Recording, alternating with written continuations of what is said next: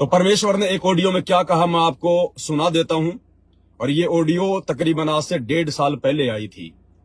ये वर्तमान में जो हर सप्ताह मंगलवार के दिन सतलोक आश्रम वालों की तरफ से जो विशेष संदेश आ रहे हैं, ये डायरेक्ट वर्तमान में जेल से नहीं आ रहे। ये ऑडियो आज से 1.5 साल पहले आ चुकी हैं, जब नामदान सेंटरों पे जा जाके लोग सुना करते थे सुबह 4 बजे 5 बजे, और हम सत्सेवक नहीं जाया करते थे। ये ऑडियो सारी उस समय की हैं जो रिकॉर्ड कर ली गई। अब वर्तमान में सारी संगत के लिए ये ऑडियो भेजी जा रही हैं। तो गुरुदेव ने 1.5 साल पहले क्या कहा था, एक ऑडियो मैं आपको सुना देता हूं, ध्यान से सुन लेना। क्योंकि मेरे पास में भाई और बहनों इतना फालतू का समय नहीं है। परमात्मा ने इतनी सेवाएं बख्श रखी हैं, मेरे पास समय की कमी है। आप लोगों को सुना देता हूं मैं क्या कहा परमात्मा ने, ध्यान से सुन लेना। 30 सेकंड की ऑडियो है। लल्लो पत्तों का ज्ञान बतेरा दे लिया, अब खरी खरी कहूंगा। और इनको जो सहन कर गया उसका बेड़ा पार है।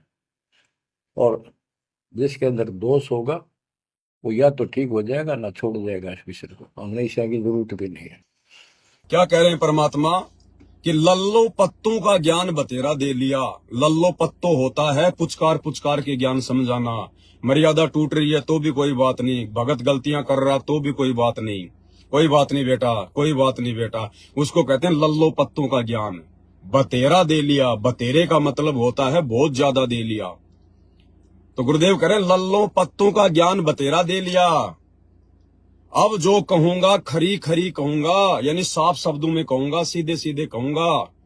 और जो इनको सहन कर गया उसका बेड़ा पार हो जाएगा।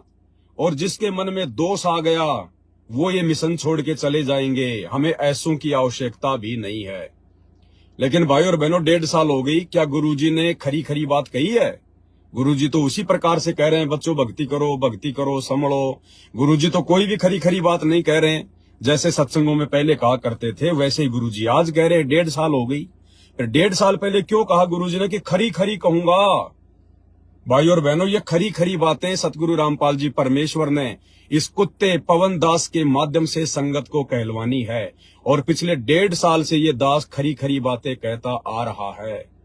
खरी खरी बात पिछले 1.5 साल के अंदर ही हम लोगों ने रजोगुण के संदेश दिए हैं कि भैया जिनकी रमणी हो चुकी है, जिनके बच्चे हो चुके हैं, अब वो रजोगुण से दूर हो जाएं, शारीरिक संबंधों से दूर हो जाएं, अन्यथा परमात्मा नहीं मिलेगा।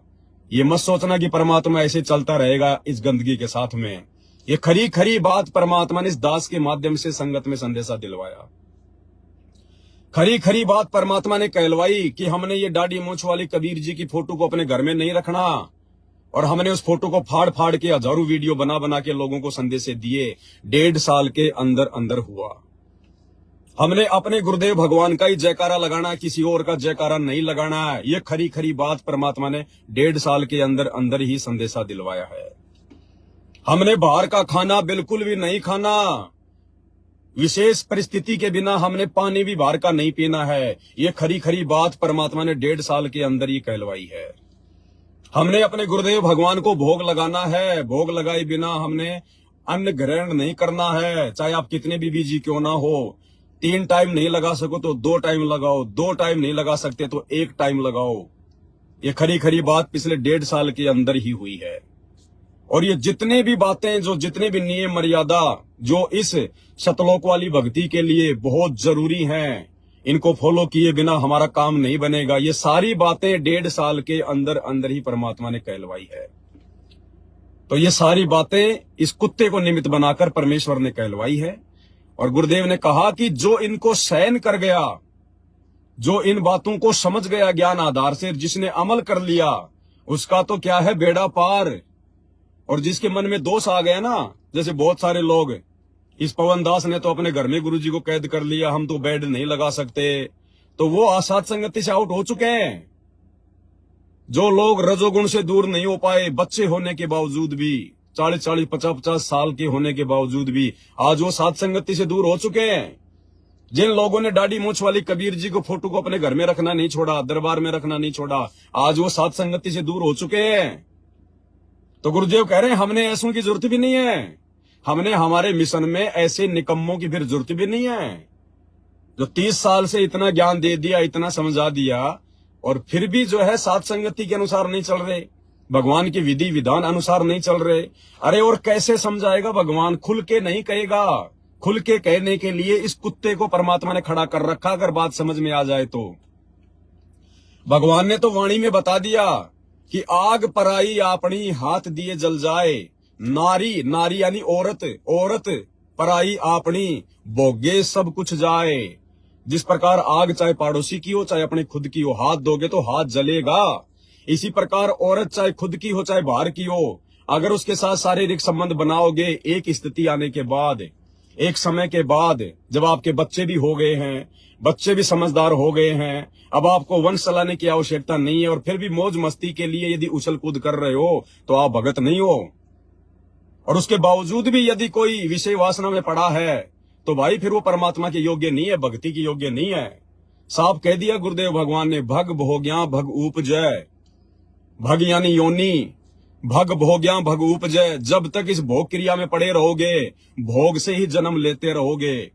भग भोग्या भग उपजय, भग से बचा न कोई, और जय कोई भग से बचे, भगत कहावे सोई। अरे नालायको, इस विषय वासना से दूर होने के बाद तो हमारी भक्ति चलेगी, तब तो हम भगत कहलाएंगे। अब गुरुजी और कैसे कहेंगे भाई? अगर साफ साफ कह दे जैसे दास कह रहा है तो ना जाने कितने बसते कितने जाते, कोई नहीं भक्ति करता, कोई इक्का दुक्का दिखाई देता। इसलिए शुरू में परमात्मा ने सोचा कि इनकी बुद्धि कमजोर है, जब धीरे धीरे ज्ञान समझेंगे तो अपने आप लाइन पे आ जाएंगे। लेकिन 30 साल हो गई और क्या समझाएंगे गुरुजी?